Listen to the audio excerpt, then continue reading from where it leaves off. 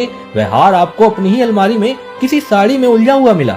मैं उस वक्त बोलना तो बहुत कुछ चाहती थी, पर मैंने सोचा आप यह सब देखकर अब शर्मिंदा हो गई होंगी, इसलिए मैंने आपको कुछ नहीं बोला। लेकिन आप में तो कुछ बदलाव ही नहीं आया।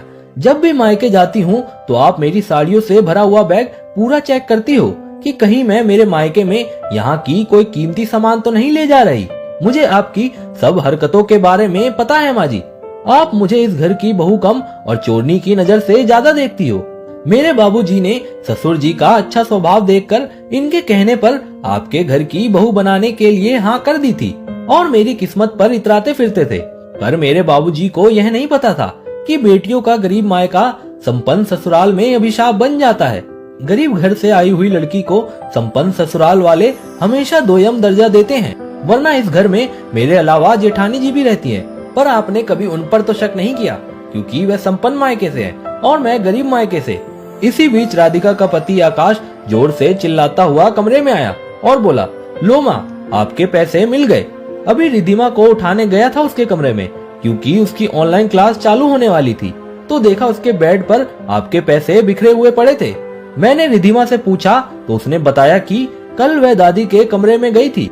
दादी की अलमारी खुली पड़ी थी, उसमें इतने सारे नोट देखकर वह उनको उठा लाई और अपने कमरे में आकर शॉपिंग करके गेम खेलने लगी। उसने सोचा गेम खेलकर वापस आपके पैसे अलमारी में रख देगी, पर उसको गेम खेलते खेलते ही नींद आ गई और वह अभी उठी है।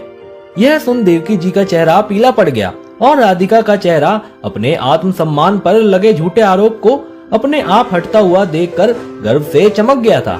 राधिका के चेहरे की चमक उसके मायके के संस्कारों को भी चमका रही थी।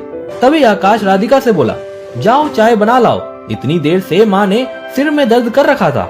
राधिका रसोई में चाय बनाने के लिए चली गई।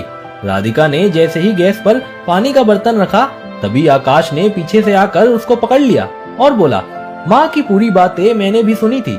मुझको नहीं पता था कि माँ ऐसा भी सोच सकती हैं, पर जिस तरह से आज माँ की तुम्हारे प्रति गलत सोच की हार हुई, मुझे नहीं लगता अब माँ आगे से कुछ ऐसा वैसा तुमको बोलेंगी या फिर तुम पर शक करेंगी।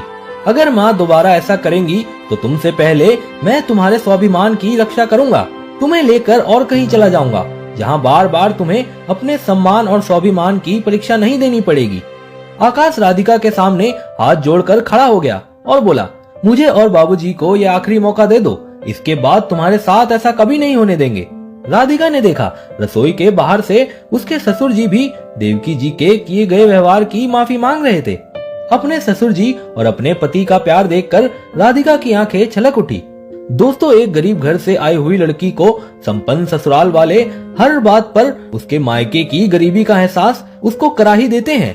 दोस्तों, इस वीडियो के बारे में आपकी क्या राय है, कमेंट करके जरूर बताइएगा और इसी तरह की इंस्पिरेशनल वीडियोस देखने के लिए हमारे पेज को फॉलो कीजिएगा। तो मिलते हैं अगली वीडियो में। आपका बहुत बहुत धन्यवाद।